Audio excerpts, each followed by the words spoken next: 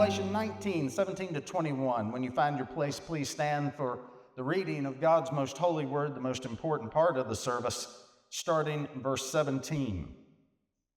And I saw an angel standing in the sun, who cried in a loud voice to all the birds flying in midair, "Come, gather together for the great supper of God, so that you may eat the flesh of kings, generals, and the mighty, of horses, and their riders, and the flesh of all people, free and slave, great and small."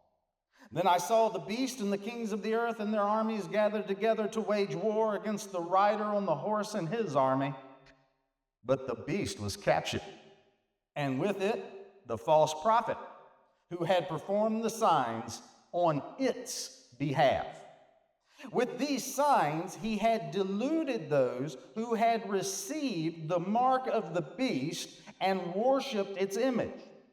The two of them were thrown alive into the fiery lake of burning sulfur. The rest were killed with the sword coming out of the mouth of the rider on the horse, and all the birds gorged themselves on their flesh. Father in heaven, we ask that you be with us today. We come before you with hearts open and minds focused on your truth. As we delve into the depths of your word today, we ask for wisdom and we ask for clarity to understand the patterns that are in history that reveal you to us. Help us to see, help us to hear, help us to see with spiritual eyes the battle that is raging all around us, and give us the strength to stand firm in your truth.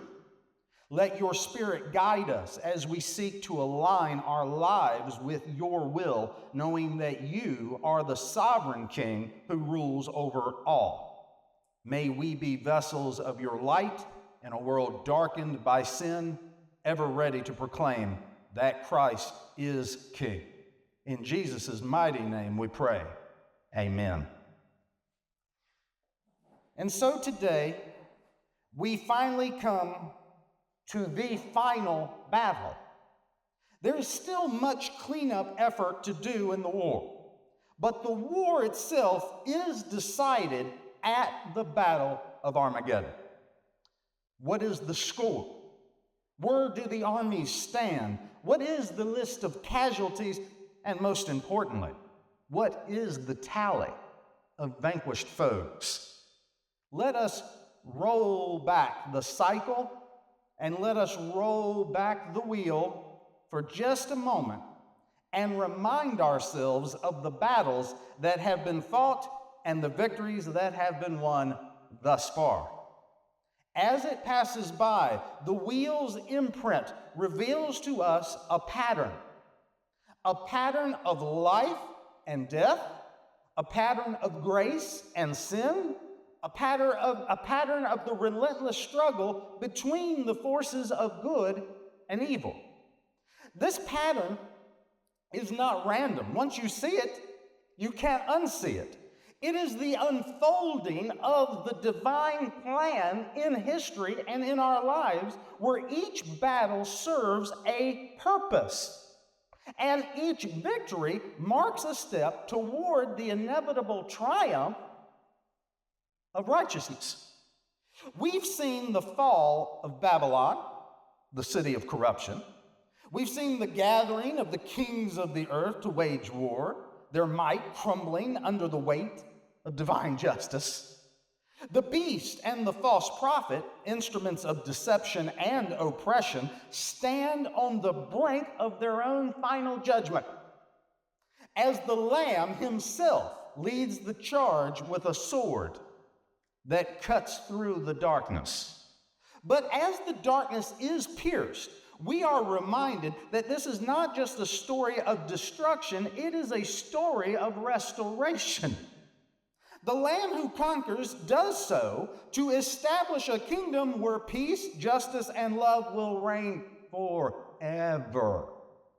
The final judgment is not the end of all things. It is the beginning of the new heaven and the beginning of the new earth, where God himself will dwell with his people, wiping every tear from their eyes and making all things in heaven and earth new. The tally of vanquished foes grows, yet the cycle itself reminds us that even in death, there is a promise of life. Even in judgment, there is a whisper of grace. This is the pattern that we see. It is undeniable. It is obvious to those that will look. One that points to the ultimate victory, already written in the stars as the forces of heaven prepare to make all things right. But as we stand on the edge of this cosmic victory that is coming, let us not forget that history has a way of repeating itself, especially when the lessons go unheeded. As we eat and drink, as we are marrying and giving in marriage, as we go about our daily business, ignoring the spiritual realities that are clearly right in front of us, that is when the thief will come in the night. 2 men will be in the field, one will be taken, the other will be left. 2 women will be grinding with a hand mill, one will be taken, the other will be left. Some people will say that the master is taking a very, very long time, and they will begin to become complacent about the warning signs that are clear. Others will have their hearts weighed down with what the Bible calls carousing, drunkenness, and the anxieties of life. Zeds and the millennials say they are tortured with anxiety. And that day will close on them like a trap. And when that sky itself cracks open, they will all see the sign of the Son of Man. And some will mourn, while others, like us, will join in the hallelujah chorus. I hear the culture around me, and I've heard the culture around me for so sickeningly long, bemoaning the fact that a loving God would never send somebody to hell. Well, wake up, participation trophy winners. They say to themselves and to anyone else who will listen to their cries, how could a loving God send anyone to hell? And so they continue to worship a powerless idol that they have created in their own minds, an impotent God who cares nothing for justice and exercises a mockery of grace. A donkey wearing a lion's skin, if you will. Or worse, communion at the Olympics. They want all the benefits of the kingdom life. Watch them, watch what they want, watch what they ask for. They want all the benefits of the kingdom life. As Johnny Cash said, they just don't want God in it. And they really don't want the responsibility of it either. What John Adams said about America is true of Christ's kingdom as well. Our Constitution was made only for a moral and religious people. It is wholly inadequate to the government of any other, unquote. Unlike America, however, the heavenly kingdom can ensure that only the moral can be citizens. Everyone loves a Jesus who forgives. Everyone loves a Jesus who makes no demands. It is only the children of God who humbly submit to a father's instructions. Take any feature of this story and see the imprint of the cycle, the imprint of the Word of God rolling throughout history. It is clear if anybody will look. Listen to the pattern once again. They don't teach the pattern in school any longer. If they taught us the actual past, we wouldn't be so willing to let them force us to repeat it. Mapping the course of evil throughout history is easy. It is massive, no doubt, but the patterns from the overall flow of reality are enough to bring anyone to a knowledge of God. St. Paul tells us simply this: for since the creation of the world, God's invisible qualities, his eternal power, his divine nature, all of these things have been clearly seen, being understood from what has been made, so that people are without excuse. It's all there, in plain sight, for those who have what Jesus said: eyes to see, ears to hear. So let us turn our attention to evil and its battle strategy. The first thing that goes is the biblical truth, or what was once called foundational values. Ancient Israel, after entering into the promised land, continued from the time they got in to turn away from the very rules and laws that brought them to houses they did not build and gardens they did not plant. A generation was spent out in the wilderness nailing down these foundational truths. But within another single generation, those very truths were being taken for granted or being seen as an unbearable yoke. Now listen closely. They became multicultural and began to incorporate pagan practices, idol worship, and the sacrifices that were abominable to our God. They blended their faith with the customs of the nations around them. I will not do any Wiccan ceremonies if I'm leading the marriage. They blend their faith with the customs of the nations around them, sacrificing their children to foreign gods, engaging in rituals that desecrated the sanctity of their worship, and embracing moral relativism that blurred the lines between the holy and the profane. I see it everywhere I go. Ancient Rome, though not Christian, I'll give you that, but they did value discipline and duty. But eventually, they treated its religion as a mere formality as well. This moral laxity, similar to Israel's moral laxity, spread and contributed to Rome's decline. But let us not fail to look ourselves in the mirror. Modern America was founded on principles influenced by Judeo-Christian values. Included in these values are individual rights, individual responsibilities, and moral responsibility. And don't be a Pollyanna and ask, what about group rights? Trust me, if you get enough people living like morally responsible Christian adults, the group will take care of itself.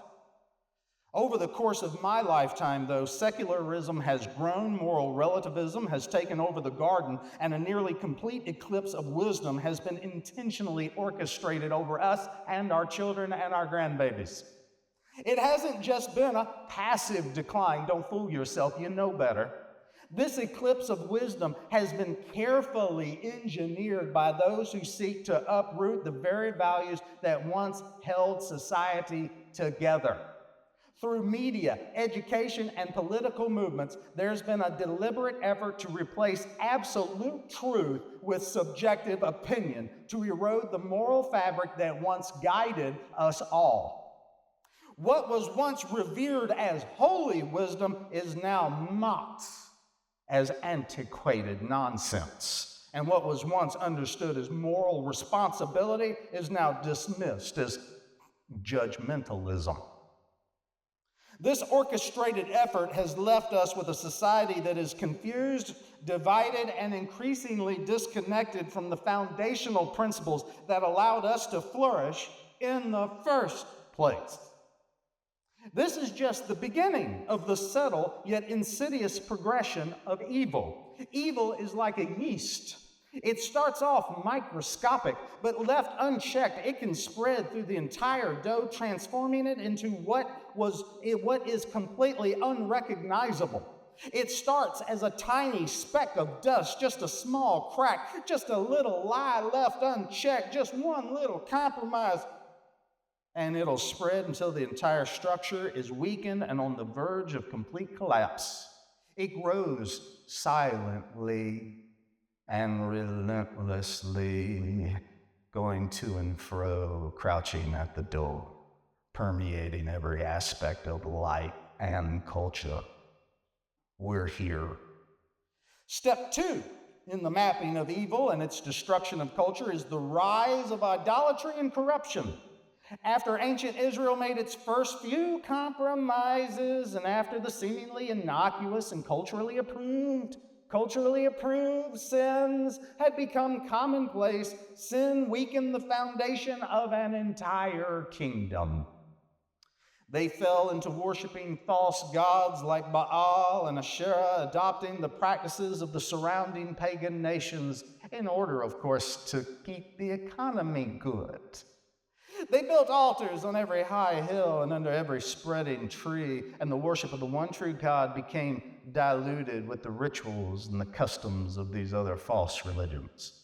It wasn't just the idols. The steps between evil part 1 and evil part 2 are drastic, to say the least.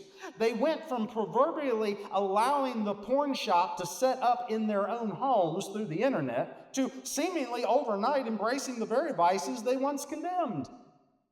What started as a slow erosion of foundational values quickly spiraled into a full-fledged moral collapse. The Israelites, who once stood as a nation set apart, a light on a hill, found themselves indistinguishable from the pagan cultures they were meant to resist. They went from tolerating minor compromises to full participation in abomination. It got so bad that they began to kill their children.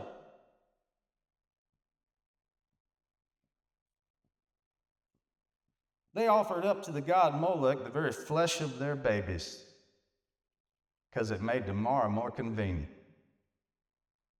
What was once clearly the sanctity of life, once a cornerstone of their society, was utterly shattered as innocent blood ran deep in the name of a false god. How many now? 60 billion? What million, billion? What's the number now? Something crazy. And let us not forget that this is not just ancient history, is it?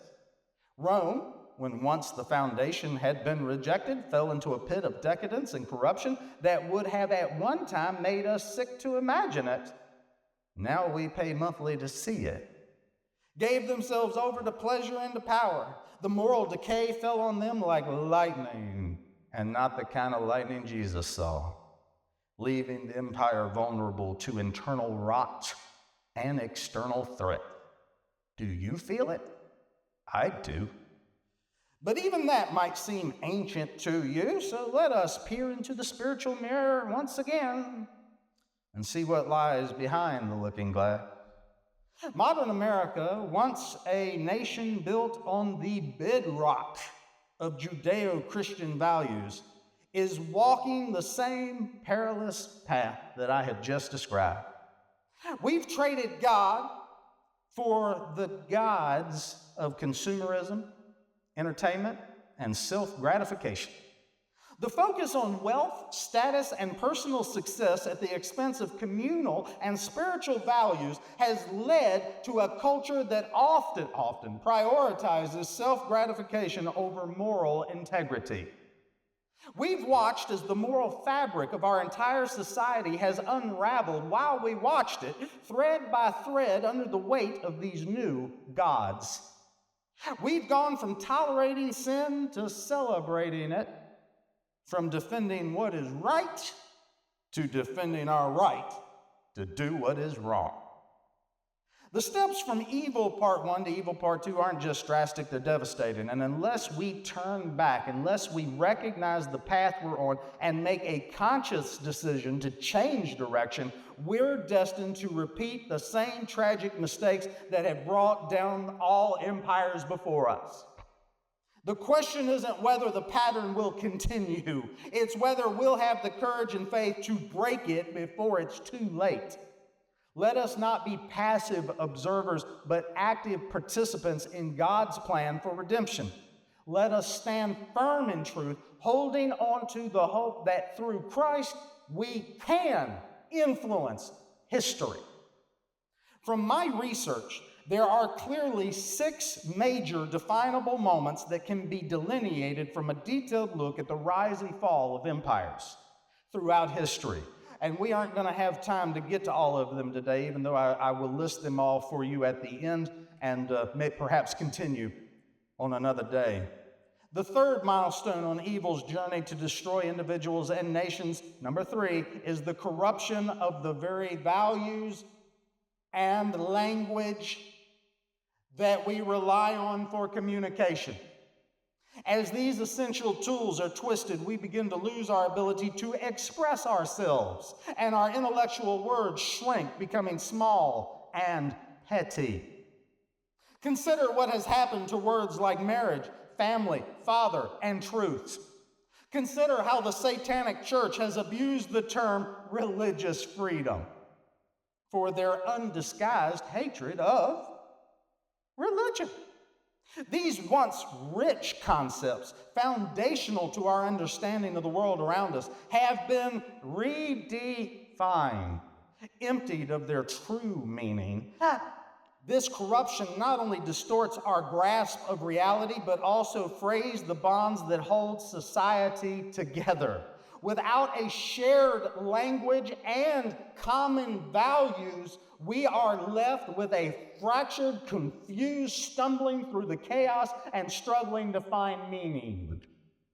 Ancient Israel allowed a few lies to begin with. They allowed a few exceptions to holiness. They made a few little changes in order to make sure the wheels were getting greased. They began to worship idols and turn from the one true God. And because of that, the powerful people in that culture became greedy and selfish. Go figure. The rich got richer, the poor got poorer. Social injustice became rampant in the name of social justice. The prophets Amos and Isaiah frequently condemned these practices and warned of impending judgment, but no one listened. Please listen. But the situation only grew worse. They sacrificed their children to false gods. They desecrated the holy temple, and they embraced the perversions of the foreign nations around them. What had once been a nation that was literally set apart for God's purposes to become his family, that group of people became indistinguishable from the surrounding pagans. In their pursuit of power and pleasure, they forgot their covenant with God and invited his wrath upon themselves, leading to the ultimate destruction of their kingdom and exile from the promised land itself. Their spiritual decay had reached a point of no return, and the consequences were devastating for everyone, us included now today. The legal system of Rome during evil phase 3 became corrupt beyond belief. The citizens would gather and celebrate as men fought each other to the death for their entertainment. Rome, because of sin and the pathway of evil that I'm describing to you, lost nearly all sensitivity at all to violence and human suffering. Sound familiar? The stories of Nero and Caligula would make any unjaded mind wince. Today, we'd probably spend good money to see it. Juvenal, a Roman poet, speaking of the moral decay that was around him, wrote these words, "But who is to guard the guards themselves? They keep quiet about the secret dealings of their fair friend. And while the other vendors are shut out, another's house is bursting with foreign coin. Things don't change." And now, even I no longer wish to look into the spiritual mirror. The pattern is becoming painfully clear. The turning of the wheel of history approaches me, and the pattern is repeating. Modern America, proud of its embrace of moral relativism, now drifts into a sea of confusion where personal opinion often outweighs objective truth. Yet, even as we stand in this sea of confusion, let us remember that God has not abandoned us. Just as he has guided his people through the darkest valleys in history, he is with his people today, offering a way back to truth, back to righteousness, back to the promised land. The same power that raised Jesus Christ from the dead is the same power at work with us today, calling us to repentance and offering the hope of renewal for those who will turn to him. The breakdown of the family, the erosion of traditional values, the breakdown of culture, the ever-increasing mentality of tribalism, the disparity between rich and the poor, the celebration of things once considered immoral, the erosion of personal responsibility, the glorification of victimhood, the silencing of dissenting voices, the idolization of the self above all else, the distortion of justice for political gain, the exploitation of technology to manipulate the truth. This moral decay threatens to unravel the very fabric of society, leaving behind us a hollow shell where once there was a vibrant, principled nation. We are beginning to come apart at the seam. We are getting close on time. Part 4 of the evil drama is when society finally just signs off on evil.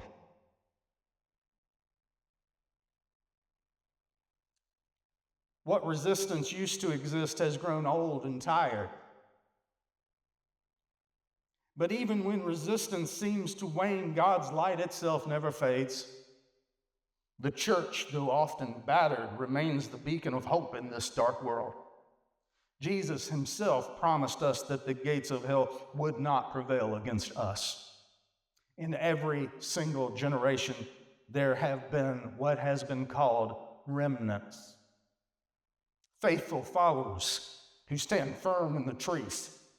And today we are called to be that remnant, holding fast to the hope of the gospel of Jesus Christ and shining it as a light into this dark planet.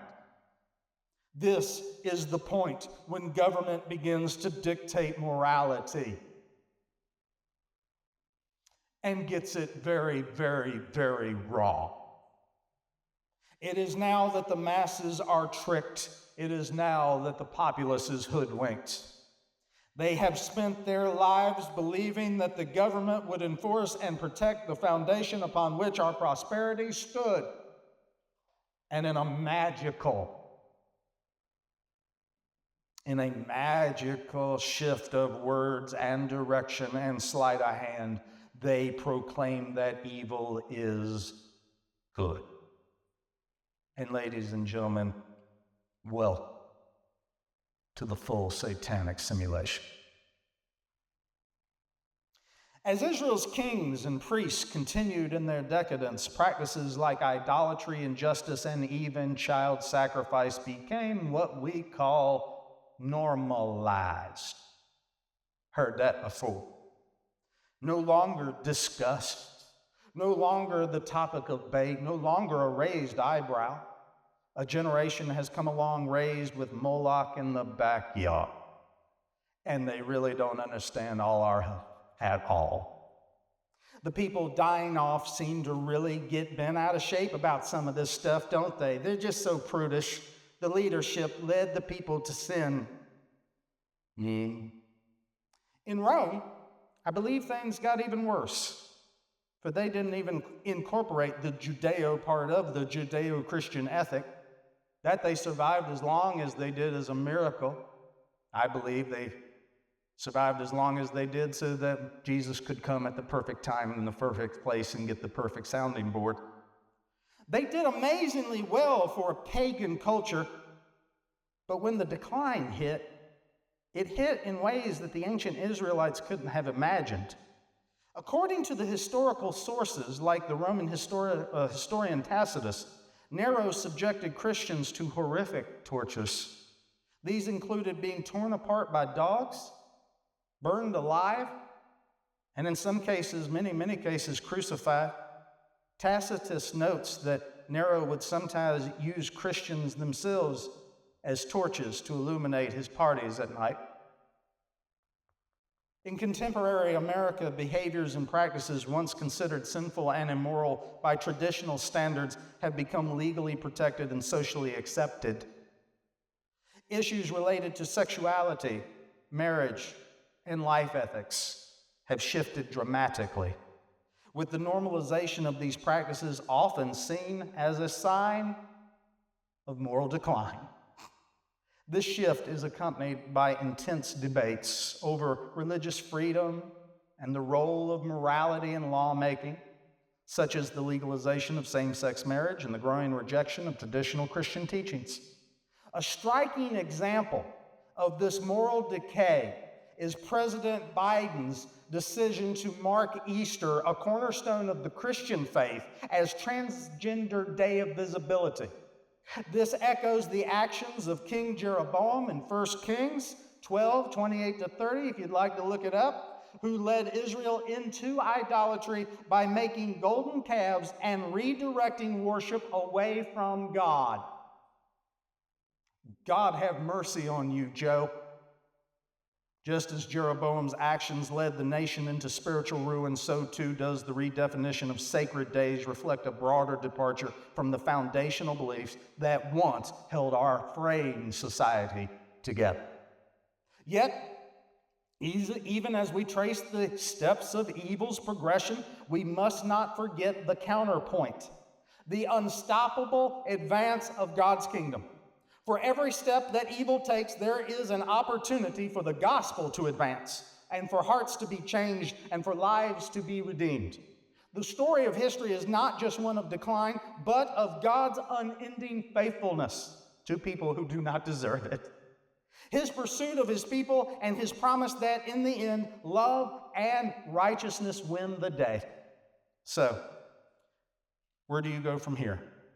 Like I said, we don't have time to do all 6, but I hope you're interested in all 6. I'm going to give them to you today. 1, started with departure from foundational values. Societies begin by abandoning their core beliefs and values, leading to moral decay.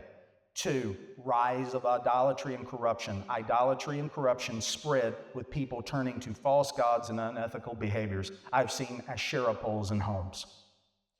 3, moral and ethical corruption. The society's moral fabric unravels, leading to widespread social injustice and ethical decay. We let our men beat women to pieces. 4, societal acceptance and legitimization of sin and legalization of sin. Sinful behaviors become normalized and legally protected, marking deep moral decline. 5, persecution of the righteous. That's next. Those who stand for truth and righteousness face increasing persecution and marginalization. 6, cultural and societal collapse. The culmination of moral decay leads to the collapse of the society, as seen in the downfall of ancient Israel and Rome and many others before them, and in the potential risk for modern America. And that is a clearly discernible pattern. I invite you to go back, check me. The wheel keeps spinning, and I don't know if we are on the final revolution or if our grandkids will be laughing at how silly we looked thinking it was the last of days. Who knows? This I do know, that's the pattern. That is the pattern. It was the pattern. It is the pattern. It will be the pattern. So it is written. So it shall be. But within this pattern, there is also, thank God, a promise. A promise that God's grace is sufficient for us, that his power is made perfect in our weakness. The same God who has allowed these cycles of history to unfold under his watch is the same God who offers redemption and renewal to you. He is calling us to be agents in his kingdom, to live out that hope and that we have in Jesus Christ, and to be once again the salt and the light in a world that is desperate for truth. No matter how dark the night is, the dawn of Christ's return is assured, and in him we do have the victory. As your shepherd, I urge you not only to know Christ, but to actively follow him. Let today be the day that you recommit to walking in his light. Resisting the pull of the world's darkness, together let us be the salt and light in this generation, ensuring that the flame of faith burns bright in the midst of a darkening world. If you saw the wheel today in a way you never have before, and I pray to God you did, if you saw the wheel today, then know this, you will see the wheel tomorrow. I have also noticed another anomaly in the historical cycles. When Israel fell, God prepared the storytellers. He prepared the storytellers to keep the light lit through 70 years of darkness. We need more storytellers. When Rome fell, many sought refuge within the Christian church, some sincerely converting to the faith, while others, including former pagans, embraced Christianity as a means of survival in the midst of chaos and uncertainty. When our own time comes, and it will, what will you do? Where will you stand? Which side will you find yourself on? I show you the wheel not to shake and frighten you, but to equip you. You can make sense of the world if you are willing to listen instead of talk. Tucker Carlson, one of my favorite people, who has paid a price for what he believes, and to be honest, I'm not sure what he believes, but he's paid a price for believing. I respect that. Is reported to have had this conversation. He says, it's everywhere. It's everywhere you look, yeah, and only the Bible readers are prepared to even understand it. That's what there it is, because everything is the opposite of what you've been told. So you were told that all Bible readers were the most superstitious and inflexible and stupid, lacking wisdom and common sense, and they couldn't see reality. That's what I grew up with. I mean, even though we went to church occasionally or whatever, of course, we hated religious people because all affluent Americans hate religious people in the world that I grew up in because they're like, superstitious and dumb and they're embarrassing. And they're like kind of middle class or poor white. And you're like, gee, I'm so ashamed to say that. I was never against them, really, but I just didn't, I don't know. You just don't question what you were taught, really. And then it turns out that those are the only people who know what's going on. They're the best people. I've known that for a while. They are the best. Religious people are the best people. It's not even close. Who else helps other people who else prays for their enemy? Anyone? No. Just the Christian. That's it. So anyway, I have known that for a while, that they were the best people. And of course, I'm married to one, so I knew that. But what I didn't know was that they're the only wise people. They're the only ones who know what's up. And they're just way smarter than everybody else. I didn't know that. I had no idea. Unquote. God said that the scriptures would be light unto our path and a lamp unto our feet. Christians! It's time to learn how to use our flashlight again. It's time to wield the wheel of wisdom as adeptly as the prophets did. Time for a revival. It is time for it to be shouted in anticipation of the next time that Jesus Christ rides across the sky and into Jerusalem himself, and when he does, we will be standing there crying out, Christ is King. Hail to the King.